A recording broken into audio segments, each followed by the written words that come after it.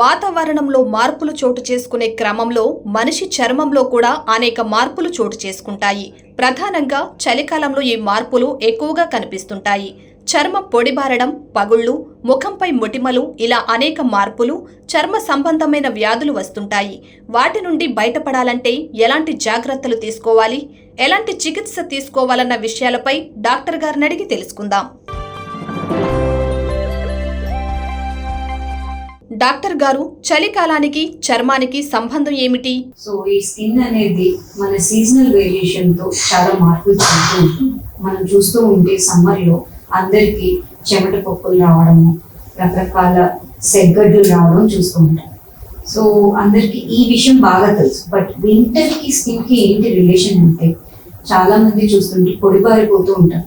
అందరూ రెగ్యులర్ గా వాడే సోపులు మార్చేసి పియర్స్ అని, డవ్ అని ఇలాంటివి తీసుకొస్తూ ఉంటారు. ఎందుకని? మన స్కిన్ తేమ లాస్ అయిపోతూ ఉంటుంది ఎన్విరాన్మెంట్ తో పాటు. ఈ తేమ లేదా హ్యూమిడిటీని మనం రిటైన్ చేయడానికి సోప్ ఫ్రీ క్లెన్జర్స్ కానీ వాడడం చాలా ఇంపార్టెంట్. దీనివల్ల మన స్కిన్ యొక్క మాయిశ్చరైజర్ కంటెంట్ రిటైన్ అవుతూ ఉంటుంది. ఎస్పెషల్లీ ఎటోపీ టెండెన్సీ ఉన్న ప్రజల్లో, అంటే ఎవరికైతే చాలా స్కిన్ పొడిబారిపోతూ, దురద వస్తూ, లేకపోతే ఎర్రగా ర్యాష్ వస్తూ, ఫేస్ కూడా డ్రై అయిపోతూ ఉంటుందో, అలాంటి వాళ్ళల్లో మనం ఈ స్కిన్ కేర్ చాలా ఇంపార్టెంట్ అండి. అంతేకాకుండా ఈ స్కిన్ డిసీజెస్ కొన్ని ఉంటాయి. For example atopic dermatitis, psoriasis ఇలాంటివి చలికాలంలో చాలా అధికంగా అవుతూ ఉంటాయి అన్నమాట. ఇలాంటి వారు కూడా ముఖ్యంగా మనం ఇంట్లో చాలా ఈజీగా అవైలబుల్ అయ్యే నూనె కానీ, కొబ్బరి నూనె కానీ, వెన్న కానీ, మీగడ కానీ ఇలాంటివి అప్లై చేసుకొని చాలా రోజుకి 2-3 సార్లు అప్లై చేసుకోవడం వల్ల కూడా చాలా ఉపయోగం పడుతూ ఉంటుంది. అంతేకాకుండా మనము ఈ ఎవరికైతే ఎక్కువ ఇచ్చింగ్ ఉంటూ ఉంటుందో వాళ్ళకి ఈ యాంటీ స్వీట్స్ వాడేస్తూ ఉంటారు తెలియకుండా. సో ఎటువంటి వ్యాధి వచ్చింది, ఎందుకు ఈ ఇచ్చింగ్ వస్తుంది, వాటికి ఏమైనా అంటే ఇలాంటి డిసీజెస్ ఏమన్నా ఉన్నాయో డాక్టర్ దగ్గరికి వెళ్ళి సంప్రదించుకొని దాని తర్వాతే వాడాలి. డాక్టర్ గారు, సోరియాసిస్ ను ఎలా గుర్తించాలి? ఇప్పుడు మనం సోరియాసిస్ అన్నాం కదండి, ఇది పొలుసురాల జబ్బు. అది ఒంటి మీద ఎటువంటి భాగం మీద అంటే తలలో పుట్టులాగా రావచ్చు. చాలా మంది డాండ్రఫ్ అనుకుంటూ ఉంటారు, లేదా అరికాళ్ళు పగులుతూ ఉండొచ్చు, అరచేతులు పగులుతూ ఉండొచ్చు, మంద పడుతూ ఉండొచ్చు, మోపు చేతులు మోకాళ్ళ మీద కూడా పెచ్చు పొలుసు ఊడుతూ ఉండొచ్చు. కొంతమందికి ఎరిత్రుడమ్మ అంటే ఒళ్ళంతా నడుస్తున్నా సరే చర్మం రాలిపోతూ, పుట్టు రాలిపోతూ ఉన్నట్టు కూడా ప్రెసెంట్ అవుతూ ఉంటారు. ఇటువంటి వాళ్ళు ఒకవేళ వాళ్ళకి పర్సనాలిటీ డిజార్డర్స్ అంటే ఏమైనా డిప్రెషన్, యాంగ్జైటీ కానీ, ఏదైనా సైకియాట్రిక్ ప్రాబ్లం ఉన్నా, ఎక్కువగా ఆలోచన ఇచ్చే తత్వం ఉన్నా సరే, లేదా ఎక్కువ పెయిన్ కిల్లర్స్ వాడే వాళ్ళు ఈ సోరియాసిస్ వింటర్లో చాలా అగ్రవేటింగ్ గా అయిపోతుంది. ఇలాంటి వాళ్ళు ఎరిత్రోడర్మా వలన వచ్చి ఉంటే కనుక వాళ్ళకి వాటర్ లాస్ అంటే మనకి స్కిన్ యొక్క మెయిన్ ఫంక్షన్స్ టెంపరేచర్ రెగ్యులేషన్ కానీ, ప్రోటీన్ న్యూట్రిషన్ కానీ, లేకపోతే మన మాయిశ్చరైజింగ్ కంటెంట్ కానీ చాలా వరకు ఎఫెక్ట్ అవుతుంది. ఇంతే ఈ చర్మానికే కదా అనుకుంటే కుదరదండి. దీని ఎఫెక్ట్ మన హార్ట్ మీద, లివర్ మీద, కిడ్నీ మీద, అన్నిటి మీద, మన న్యూట్రిషనల్ స్టేటస్ మీద కూడా పడుతుంది. అలాంటి వాళ్ళకి మనము అడ్మిట్ చేసి దగ్గర 1 month పడుతుందండి వాళ్ళకి ట్రీట్మెంట్ ఇవ్వడానికి కూడా. ఈ సోరియాసిస్ అనగానే చాలా మంది ఆయుర్వేదం, హోమియోపతి అంటే ఆ మందులు వాడచ్చు, కానీ క్రమ పద్ధతిలో వాడుకోవాలి. సో ఒకరోజు షిఫ్ట్ అయిపోతూ ఉంటారు, అంటే ఒక మెడికేషన్ నుంచి వేరే దానికి షిఫ్ట్ అయిపోతున్నారు. అందరికీ తెలియాల్సిన విషయం ఏంటంటే, ఇది క్రానిక్ డిజార్డర్ అని పూర్తిగా నయమైపోదు, కానీ కంట్రోల్ అంటే చర్మం మీద ఒక లీషన్ కూడా లేకుండా కంట్రోల్ చేయొచ్చు. సో ఈ షిఫ్టింగ్ మెకానిజం వల్ల కానివ్వండి, ప్రెషర్ అంటే మన మెంటల్ స్టేటస్ వల్ల కానివ్వండి, మనం లైఫ్ స్టైల్ వల్ల కానివ్వండి, ఇలా ఎక్కువైపోతూ ఉంటుంది. అంతేకాకుండా ఇంకో కాంప్లికేషన్ ఏంటంటే, షాప్కి వెళ్ళి చాలా మంది టాబ్లెట్స్ తెచ్చుకుంటారు. వాటిలో ఎక్కువ శాతం స్టీరాయిడ్ టాబ్లెట్స్ ఉంటాయి. ఇవి మన సోరియాసిస్ ఉన్న వాళ్ళు టాపికల్ గా అప్లై చేసుకోవచ్చు, కానీ ఓరల్ గా తీసుకోకూడదు. ఒకవేళ అలా తీసుకున్నట్టయితే అది ఆపగానే మనకి పస్టులర్ సోరియాసిస్ అని ఇంకో కాంప్లికేషన్ రావచ్చు. పస్టులర్ సోరియాసిస్ అంటే ఏంటంటే ఒళ్ళంతా నీటి పొక్కులు, చీమ పొక్కులు వచ్చేస్తాయి. అవి చూడంగానే మనము చాలా మంది అంటే డర్మటాలజిస్ట్ కాకుండా వేరే ఇతర వైద్యులు దాన్ని ఒక్కొక్కసారి సెప్సిస్ లాగా అని కానీ ఇంకా డ్రగ్ రియాక్షన్ లాగా కానీ ఊహించవచ్చు. సో ఇలా స్టీరాయిడ్స్ వాడాము ఆపాము అన్న హిస్టరీ కూడా మీరు ఇవ్వాల్సి వస్తూ ఉంటుంది అన్నమాట. ఈ పస్టులర్ సోరియాసిస్ వచ్చినట్టయితే వాళ్ళకు కూడా దీర్ఘకాలిక వైద్యం అవసరం అవుతుంది. ఇది ఎస్పెషల్లీ ప్రెగ్నెంట్ ఉమెన్ వచ్చుంటే వాళ్ళకి పిల్లలు కూడా ఎఫెక్ట్ అవుతూ ఉంటారు. ఇది ఒళ్ళంతా రావచ్చు, కాళ్ళు అరచేతులు అరికాళ్ళ వరకు ఉండదు. ఈ సోరియాసిస్ లోనే వేరొక భాగం స్కాల్ప్ సోరియాసిస్ అని. ఇది చూడంగానే చాలా మంది డాండ్రఫ్ అనుకుంటూ ఉంటారు. డాండ్రఫ్ ని సోరియాసిస్ ని గుర్తించడం రెండు పొలుసు రాలుతూ ఉంటాయి. కానీ డాండ్రఫ్ లో మన ఇచ్చింగ్ అనేది సివియర్ గా ఉంటుంది, వింటర్లో ఎక్కువ అవుతూ ఉంటుంది, చెమటకి ఎక్కువ అవుతూ ఉంటుంది. అక్కడక్కడ మీరు పరీక్షగా చూస్తే హెయిర్ ఫాలికల్స్ చుట్టూ చిన్న రెడ్ గా బంప్స్ కనిపిస్తూ ఉంటాయి. అలాగే తల అంతటి భాగం ఇన్వాల్వ్ అవుతూ ఉంటుంది. ఆ స్కేల్స్ అబ్జర్వ్ చేస్తే చాలా సన్నగా చిన్నగా గ్రీజీగా అనిపిస్తూ ఉంటాయి.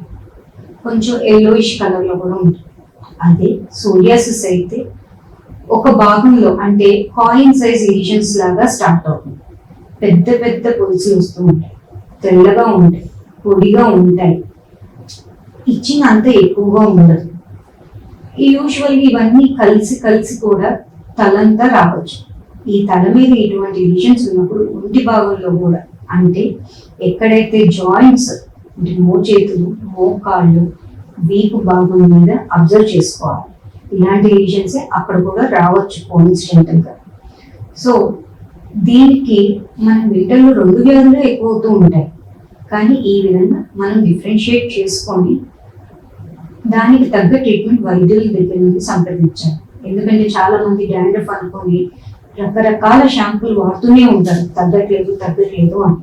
సో దీనికి కూడా వైద్యం చాలా డిఫరెంట్ గా ఉంటుంది. డాక్టర్ గారు, సోరియాసిస్ రాకుండా తీసుకోవాల్సిన ఆహారపు నియమాలు ఏమైనా ఉన్నాయా? ఈ సోరియాసిస్ ఉన్న వాళ్ళు అన్ని రకాల ఆహారం తీసుకోవచ్చు. చాలా మంది ఫిష్ అంటే పొలుసులు ఉంటాయని ఈ పొలుసు రాలే వ్యాధిని తినకూడదు అనుకుంటూ ఉంటారు. కానీ దానిలో చాలా పౌష్టిక ఆహారం అన్నమాట చాలా ఉపయోగపడుతుంది. ఒమేగా 3 ఫ్యాటీ యాసిడ్స్ కూడా ఉపయోగపడుతూ ఉంటాయి. అంతేకాకుండా ఈ సోరియాసిస్ వాళ్ళకి జింక్ డెఫిషియన్సీ కూడా చాలా మందిలో చూస్తూ ఉంటాము. సో ఈ విటమిన్ డి సప్లిమెంట్స్ కానీ జింక్ సప్లిమెంట్స్ కానీ వీటికి ఉపయోగపడుతూ ఉంటాయి. అంతేకాకుండా చెప్పాను కదా, అతి చిన్న వైద్యం ఇంటి దగ్గర ఈజీగా అవైలబుల్ అయిపోయేది మనకి కొబ్బరి నూనె. రోజు ఎవరైతే ఈ సోరియాసిస్ బారిన పడ్డారో వాళ్ళు కంపల్సరీ అది అప్లై చేసుకోవాలి. 2-3 సార్లు అప్లై చేసుకోవాలి అన్నమాట. అంతేకాని అంటే దీనికి ఈ నూనెలో కర్పూరం ఆకు ఇలాంటివి ఏమీ కలపకూడదు. అది చాలా చాలా ఇంపార్టెంట్. దానివల్ల ఇంకా ఏజెంట్ కాంటాక్ట్ డర్మటైటిస్ అని అడిషనల్ సైడ్ ఎఫెక్ట్ వచ్చే అవకాశం ఉంటుంది. అండ్ ఈ సోరియాసిస్ ట్రీట్మెంట్ అనేది ఎలా ఉంటుందంటే సోరియాసిస్ ఏరియా సివియారిటీ ఇండెక్స్ అంటే మన శరీరంలో ఎంత భాగం ఎఫెక్ట్ అయింది, ఒక చేతి మీదే ఉందా, తల మీదే ఉందా, ఆ బాడీ మీద ఏ పార్ట్స్ ఎంత సివియర్ ఎంత సర్ఫేస్ ఏరియా ఇన్వాల్వ్ అయింది అన్న దాన్ని బట్టి మేము ట్రీట్మెంట్ చేస్తూ ఉంటాం. అంటే ఇప్పుడు మీకు ఎరిథ్రోడర్మా అని చెప్పాను కదా, అందులో 90% of body surface area involve అయిపోతుంది. అదే స్కాల్ప్ సోరియాసిస్ అంటే ఓన్లీ 9% ఏరియా అన్నమాట. సో దీనికి ట్రీట్మెంట్ మనకి ఆయింట్మెంట్స్ రూపంలో అవైలబుల్ అవుతాయండి. అంతేకాకుండా టాబ్లెట్స్, దీనికి పెట్టాల్సిన టాబ్లెట్స్ ఇమ్యూనోసప్రెసెంట్స్. సో ఇవి చెప్పాం, టాబ్లెట్స్ ఇమ్యూనోసప్రెసెంట్స్ అనగానే స్టీరాయిడ్ ఇలాగా వాడేకూడదు. డాక్టర్ దగ్గరికి వెళ్ళి తగిన రక్త పరీక్షలు అంటే ఎందుకు అనగా టీబీ జబ్బు బారిన పడిన ఎటువంటి ట్రాన్స్ప్లాంటేషన్ ఏమన్నా అలాంటి ట్రీట్మెంట్స్ జరిగిన హార్ట్ ప్రాబ్లమ్స్ ఉన్న వాళ్ళు ఇలాంటి వైద్యాలు చేయించుకునే వాళ్ళు, షుగర్ ఉన్నవాళ్ళు, లివర్ ప్రాబ్లమ్స్, హెపటైటిస్ ఉన్నవాళ్ళు అందరికీ అన్ని రకాల ఇమ్యూనోసప్రెసెంట్స్ పెట్టడం కుదరదు. సో ఇటు వాళ్ళకి previous drug history, allergy history కూడా కన్సిడర్ చేస్తూ ఉంటాము. ఇలాంటి డీటెయిల్డ్ హిస్టరీ తీసుకున్న తర్వాత ఫర్ ఎగ్జాంపుల్ ప్రెగ్నెంట్ అనుకోండి, ప్రెగ్నెంట్ వాళ్ళకి కొన్ని రకాల మందులే పెట్టగలుగుతాం. అంతే liver problem, kidney problem. So ఈ ట్రీట్మెంట్ అనేది ప్లస్ ఎంత డోస్ పెట్టాలి, ఎన్ని రోజులు వాడాలి, ఫాలో అప్ లో ఎలాంటి ఇన్వెస్టిగేషన్స్ చేయాలి అనేది కూడా మీరు డాక్టర్ని అడిగి వివరంగా తెలుసుకోవాలి. అంతేకాకుండా ఒకవేళ సివియర్ గా ఉంది, వాళ్ళ లైఫ్ స్టైల్ కి చాలా ఇబ్బంది పడుతున్నారు, ఒక ఫైనాన్షియల్ స్టేటస్ కూడా పర్లేదు అనుకున్న వాళ్ళకి బయోలాజికల్ ఇంజెక్షన్స్ అని కూడా అవైలబుల్ గా ఉంటాయి. ఈ బయోలాజికల్ ఇంజెక్షన్స్ కొంచెం కాస్ట్ అన్నమాట. దానివల్ల చాలా మంది దీన్ని ఉపయోగించుకోలేకపోతున్నారు. కానీ ఒకవేళ ఉపయోగించుకున్నట్టయితే అది ఒక 6 to 7 ఇంజెక్షన్స్ తర్వాత ఒక 2 years నుంచి 5 years వరకు రెమిషన్ లోకి వెళ్ళే అవకాశం. రెమిషన్ అంటే ఏంటంటే ఈ వ్యాధి నుంచి పూర్తిగా చాలా వరకు కంట్రోల్ తెచ్చుకోవచ్చు అన్నమాట. ఇది కాకుండా ఒక్కొక్కసారి చిన్నపిల్లలు ఎఫెక్ట్ అవుతూ ఉంటారు. ఈ చిన్నపిల్లలు చిన్న వయసులో సోరియాసిస్ వచ్చినట్టయితే వాళ్ళకి ఫ్యూచర్ లో జాయింట్ పెయిన్స్, అంటే చాలా మంది జాయింట్ పెయిన్స్ ని రొమటాయిడ్ ఆర్థరైటిస్ అనుకుంటూ ఉంటారండి. సో అలాగే ప్రెసెంట్ అవుతూ ఉంటుంది కూడా ఈ సోరియాసిస్. సో ఆర్థరైటిస్, స్కిన్ మీద కానీ ఇలాంటి కొలెస్ట్రాల్ జబ్బు, తల మీద ఈ డాండ్రఫ్ లాంటి లీషన్స్ ఉంటాయి, కొద్దిగా అది సోరియాటిక్ ఆర్థరైటిస్ అనే కూడా డాక్టర్ ని సంప్రదించి తెలుసుకోవాలి. అండ్ దాని వల్ల కూడా మీకు ఈ రుమటాయిడ్ ఆర్థరైటిస్ కి సోరియాటిక్ ఆర్థరైటిస్ కి చాలా డిఫరెన్స్ ఉంటుందండి ట్రీట్మెంట్ మేనేజ్మెంట్. సో ఈ బయోలాజికల్ ఇంజెక్షన్స్ అనేవి కూడా ఆ సోరియాటిక్ ఆర్థరైటిస్ ఉన్నట్లయితే చాలా ఉపయోగపడుతూ ఉంటాయి. ఇప్పుడు నెక్స్ట్ చిన్నపిల్లల్లో ఎట్లాగా, సో అన్ని రకాల మందులు ఇవ్వలేదు. సో ఇలాంటి వాళ్ళు ఫోటోథెరపీ అంటే మనకి అల్ట్రావైలెట్ రేస్ ని ఉపయోగించుకొని ట్రీట్మెంట్ అన్నమాట. ఒకవేళ లోకలైజ్డ్ ఏరియా అంటే అరికాళ్ళు, అరచేతులు అయితే ఆ భాగాలకే ఫోటోథెరపీ పెట్టచ్చు. అదే శరీరం అంతా ఆకి ఉన్నట్టయితే అంటే చాంబర్ ఉంటుందండి, ఫోటోథెరపీ చాంబర్, అందులో కూడా ట్రీట్మెంట్ పెట్టచ్చు. దీనికి ఏంటంటే ఈ ట్రీట్మెంట్ కనీసం వారంలో 3 సార్లు చేయించుకోవాల్సి వస్తుంది. సో మీరు కంపల్సరీ హాస్పిటల్కి వారానికి 3 సార్లు వచ్చి చేయించుకోవాల్సింది. కానీ దీనివల్ల ఉపయోగం ఏంటి, మందుల వల్ల వచ్చే సైడ్ ఎఫెక్ట్స్ రావు, మనం ఈవెన్ సైడ్ ఎఫెక్ట్స్ రావు అనమాట.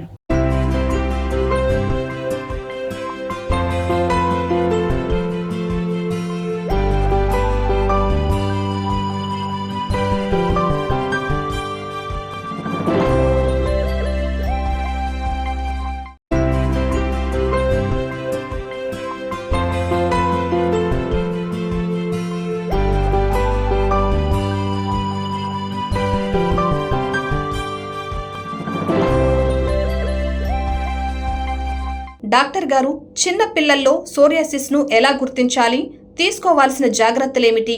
సోరియాసిస్ చిన్న పిల్లల్లో అయితే కనుక మనకి ఈ అన్ని రకాల మందులు పెట్టలేము. సో అలాంటి టైంలో ఫోటోథెరపీ అంటే యూవీ రేస్ ని ఉపయోగించుకొని చేసే ట్రీట్మెంట్.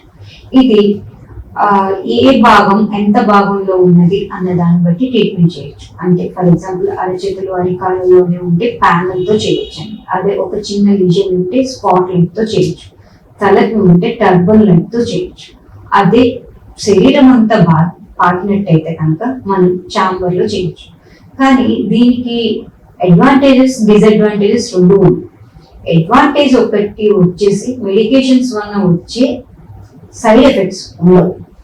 కానీ డిసడ్వాంటేజ్ ఏంటంటే ఇది వారానికి కనీసం 2 నుంచి 3 సార్లు చేయించుకోవాలి. సో ఈ ట్రీట్మెంట్ ఒక ఎపిసోడ్ ఆఫ్ లీజన్స్ వచ్చినట్టయితే కనీసం 1 నుంచి 2 నెలల వరకు మీరు హాస్పిటల్కి వారానికి 3 సార్లు రావాల్సి వస్తూ ఉంటుంది. సో ఇదొక్కటే డిసడ్వాంటేజ్ అండి, కానీ దానివల్ల ఉపయోగం చాలా ఎక్కువ. డాక్టర్ గారు, చర్మానికి సంబంధించి సోరియాసిస్ కాకుండా వేరే ఏమైనా వ్యాధులు ఉన్నాయా? ఈ వింటర్ లో మరొక వ్యాధి ఏంటంటే ఎటోపిక్ డర్మటైటిస్. ఇది కూడా మనం చాలా జాగ్రత్తగా ట్రీట్మెంట్ చేయించుకోవాలి. ఎస్పెషల్లీ ఇది చిన్నపిల్లల్లో ఎక్కువగా వస్తూ ఉంటుంది.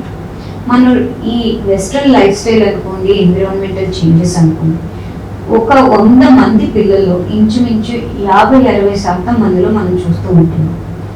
ఇది ఎట్లా కనబడుతూ ఉంటుందంటే చర్మం చాలా పొడిబారిపోయి చిన్న చిన్న దోమకాటు కూడా మల్టిపుల్ ప్యాపిల్స్ హ్యాండ్స్ మీద లెగ్స్ మీద వచ్చినట్టు, లేదా చేతులు అరికాళ్ళు చాలా డ్రై అయిపోయి గట్టిగా ఉన్నట్టు, ఫేస్ మీద తెల్లటి మచ్చలు రావచ్చు. సో ఈ విధంగా కొన్ని సిగ్నిఫికెంట్ సైన్స్తో ఉండొచ్చు. కొంతమంది పిల్లలు అయితే ఒక మాదిరి టైట్ డ్రెస్ వేసుకుంటే కూడా వాళ్ళు ఆ చెమట కానివ్వండి, రఫ్నెస్ దానిపై ఎర్రగా కందిపోయి ర్యాష్ వచ్చి సివియర్ స్క్రాచ్ చేస్తూనే ఉంటారు ఒళ్ళంతా. సో ఈ ఎటోపిక్ డెర్మటైటిస్ అనేది వింటర్లోనే కాదు, మనకి సమ్మర్లో కూడా ఎదురైపోతుంది. సమ్మర్లో చెమట వలన, డ్రెస్ వేసుకునే ఫ్యాబ్రిక్ వలన ఎక్కువ అవుతుంటుంది. అదే వింటర్లో పొడిబారేతనము ఇంకా ఎక్కువైపోయి కూడా ఈ ఎటోపిక్ డెర్మటైటిస్ సివియర్ అయ్యే అవకాశం ఉంటుంది. సో చిన్నవాళ్ళలోనే కాదు, ఇది పెద్దవాళ్ళలో కూడా రావచ్చు, ఫర్ ద ఫస్ట్ టైం కూడా రావచ్చు. ఇలాంటి వాళ్ళలో తుమ్ములు, అర్టికేరియా లీషన్స్, ఆస్తమా ఇలాంటి వాటితో అసోసియేట్ అయ్యే కొన్ని సిచ్యువేషన్స్ ఉంటూ ఉంటాయి. సో వీళ్ళకి ఫ్రీక్వెంట్గా జలుబులు రావడం కూడా జరుగుతూ ఉంటుంది. ఫుడ్ ఎలర్జీ కూడా ఉంటూ ఉంటుంది. ఇలాంటి వాళ్ళకు కూడా మనం ఇంట్లో ఎటోపిక్ డెర్మటైటిస్ ఒకవేళ స్కిన్ వరకే ఉన్నట్టయితే కనుక సేమ్ ఫార్ములా మనం వెన్న కానీ నేబిడ కానీ ఇంటికి శుభ్రంగా రాసుకోవాలి. సున్ని పిండి పెట్టకూడదు, హార్ష్ సోప్స్ వాడకూడదు, స్క్రబ్స్ అవాయిడ్ చేయాలి. చాలా మంది చర్మ వ్యాధి అనగానే డెటాల్ వాడేస్తూ ఉంటారు, చాలా బాగుంటుంది అని. డెటాల్ అస్సలు వాడకూడదు. శానిటైజర్స్ ఎక్కువ వాడకూడదు. గోరువెచ్చని నీళ్ళతోనే స్నానం చేయాలి. వేడి నీళ్లు కానీ చన్నీళ్ళు కానీ ఎక్కువ వాడకూడదు. ఈ ఎటోపిక్ డెర్మటైటిస్ సివియారిటీని బట్టి రోజులో ఒక్కసారి మాత్రమే స్నానం చేయాలి. సోప్ బదులు క్లెన్సర్ ఎక్కువగా ఉపయోగపడుతూ ఉంటుంది. స్నానం చేసే వాటర్లో ఒక 2 drops ఆఫ్ ఆయిల్ కూడా యాడ్ చేసుకొని ఆ వాటర్తో స్నానం చేయాలి. స్నానం చేసిన తర్వాత కూడా మెత్తటి టవల్తో ఒంటిని తుడుచుకోవాలి. ఆ తడి పొడిగా ఉన్నప్పుడే మాయిశ్చరైజర్ చాలా చక్కగా ఫుల్గా బాడీ అంతా రాసుకోవాలి. ఆ తర్వాత డస్టింగ్ పౌడర్ వేసుకొని బట్టలు వేసుకోవాలి. తద్వారా మనకి ఈ ర్యాష్ రావడం కానీ ప్రివెంట్ చేయడం, వచ్చింది తగ్గడం రెండు జరుగుతూ ఉంటాయి. ఒకవేళ సివియర్గా వచ్చింది, ఎంత సివియర్గా ఉంది, ఆ ర్యాష్ ఓన్లీ దురదతో ఉందా, రెడ్గా ఉందా, దాని మీద ఎగ్జిమా అంటే పెచ్చులు కట్టినట్టు కానీ, వాటర్ లీక్ అయినట్టు కానీ, లీజన్స్ వచ్చినట్టయితే ఆ ఏరియాని బట్టి సివియారిటీని బట్టి మనకి ట్రీట్మెంట్ ఉంటుంది. ఒక్కొక్కసారి ఇటువంటి వ్యాధికి బయోలాజికల్ ఇంజెక్షన్స్తో కాకుండా ఫ్రీక్వెంట్గా హాస్పిటలైజేషన్ చేయడం, వాళ్ళకి పెద్ద పెద్ద మందులు పెట్టడం కూడా జరుగుతూ ఉంటుంది. సో ఇంత జాగ్రత్తగా అండ్ వీళ్ళకి ఫుడ్ అనేది చాలా జాగ్రత్తగా తీసుకోవాలండి. అంటే మనం దీనికి ఏమి ఒక డిక్షనరీ లాగా ఒక గైడ్లైన్స్ లాగా లేదు, ఇవి అవాయిడ్ చేయాలని. ఒక్కొక్క పేషెంట్కి ఫుడ్ హ్యాబిట్స్ అనేది, ఫుడ్ ఏమి పడతాయి అనేది చాలా డిఫరెంట్గా ఉంటుంది. సో ఏ ఫుడ్ అయితే తీసుకున్నప్పుడు ఈ డెర్మటైటిస్ కానీ ఎక్కువైనట్టయితే వాటిని అవాయిడ్ చేయడమే దీనికి తమ్ రూల్ అన్నమాట. డాక్టర్ గారు, చలికాలంలో చర్మాన్ని కాపాడుకోవడానికి రకరకాల సబ్బులు వాడుతుంటారు, వాటి గురించి చెప్పండి. మనం చాలా మంది వింటర్లో చూసినట్టయితే కనుక చాలా మంది తెల్ల తెల్ల మచ్చలు వస్తూ ఉంటాయి, ఒంటి మీద తెల్లగా అయిపోతుందండి అంటారు. దాని మీనింగ్ ఏంటంటే ఈ సోప్ అనేది ఎక్కువసేపు ఒంటికి రాసుకోవడం వల్ల, అది సరిగ్గా వాష్ చేయకపోవడం వల్ల, అంతేకాకుండా చర్మం మీద తేమ తగ్గడం వల్ల వైట్ కలర్ గా అనిపిస్తూ ఉంటుంది. అటువంటి వారు ఈ సోప్ ని ప్లేస్ లో అంటే డవ్ అనేది బాగా ఉపయోగపడుతూ ఉంటుంది చాలా మందిలో. అంతేకాకుండా క్లెన్జర్, బాడీ వాష్ ఎక్కువ ఉపయోగపడతాయి. అండ్ ఆ వాటర్ తో ఎక్కువ సేపు క్లీన్ చేసుకోవాలి సోప్ ని, అతుక్కోకుండా. ఇదొకటి చేయడం వల్ల చాలా ఉపయోగపడుతుంది. డాక్టర్ గారు, చలికాలంలో చర్మాన్ని ఎలా కాపాడుకోవాలి? వింటర్ అనగానే మనము వాటర్ కన్సంప్షన్ చాలా తగ్గిపోతూ ఉంటుంది. సో బట్ మన స్కిన్ నుంచి ఏమో ఫ్లూయిడ్స్ అంటే మాయిశ్చరైజర్ ఎవాపరేట్ అయిపోతూ ఉంటుంది, మనం ఫ్లూయిడ్స్ తీసుకోము. సో నోరంతా డ్రై అయిపోతూ ఉంటుంది, స్కిన్ అంతా డ్రై అయిపోతూ ఉంటుంది. సో ఏంటంటే మనం ఫ్లూయిడ్స్ బ్యాలెన్స్డ్గా తీసుకుంటూ ఉండాలి. నాట్ ఓన్లీ వాటర్, మీరు ఇటువంటి వాటర్ కంటైనింగ్ ఫ్రూట్స్ కానీ బటర్ మిల్క్ కానీ సబ్జా వాటర్ కానీ ఇలాంటివి అధికంగా తీసుకుంటూ ఉండాలండి. అండ్ చర్మానికి వచ్చేసరికి మాయిశ్చరైజర్ కంపల్సరీ అప్లై చేస్తూ ఉండాలి. దీని ద్వారా స్కిన్ మన ఈ వింటర్ నుంచి రక్షించుకోవచ్చు. డాక్టర్ గారు, మా యాక్ట్ ప్రేక్షకులకు ఈ చలికాలంలో మీరిచ్చే సలహాలు, సూచనలు చెప్పగలరా? ఈ వింటర్ ఇంకొకటి ఏంటంటే చాలా మంది మల్టిపుల్ క్లాత్స్ అంటే స్వెటర్ కానీ డ్రెస్ చాలా థిక్ క్లాత్స్ మల్టిపుల్ లేయర్స్ లాగా వేసుకుంటూ ఉంటారు. అంతేకాకుండా రిపీట్ చేస్తూ ఉంటారు, అంత మడ్డ అవ్వలేదు, డట్ అవ్వలేదు అని. అంతేకాకుండా హాస్టల్ కానీ ఇన్మేట్స్ ఎక్కువ ఉన్న రూమ్ లో చాలా క్లోజ్డ్ స్పేసెస్ లో ఉంటూ ఉంటారు. అలాంటి వాళ్ళలో ఫంగల్ ఇన్ఫెక్షన్స్, స్కేబిస్ ఇన్ఫెక్షన్స్ కూడా ఎక్కువ అవుతుంటాయి. సేమ్ ఈ ఇన్ఫెక్షన్స్ సమ్మర్ లో అయితే స్వెట్ వల్ల ఎక్కువ అవుతుంటే ఇంటర్లో క్లోజ్ గా ఉండటం వల్ల కానీ ఎక్కువ హైజీన్ మెయింటైన్ చేయకపోవడం వల్ల కానీ ఎక్కువ అవుతూ ఉంటాయి. ఇలాంటి ఇన్ఫెక్షన్స్ స్ప్రెడ్ అయిపోతూ ఉంటాయి మన ఇంట్లో ఉన్న రూమ్మేట్స్ కానివ్వండి, ఫ్యామిలీ మెంబర్స్ కానివ్వండి, ఫ్రెండ్స్ కానీ. సో ఇలాంటివి రాకుండా మన ప్రాపర్ స్కిన్ హైజీన్ అనేది మెయింటైన్ చేస్తూ ఉండాలి. మీకు ఈ స్కిన్ కేర్ గురించి కానీ స్కిన్ ప్రాబ్లమ్స్ గురించి కానీ మీకు ఎటువంటి సందేహాలు ఉన్నా మమ్మల్ని వచ్చి సంప్రదించవచ్చు. నమస్తే, శ్రీనిధి హాస్పిటల్, డాక్టర్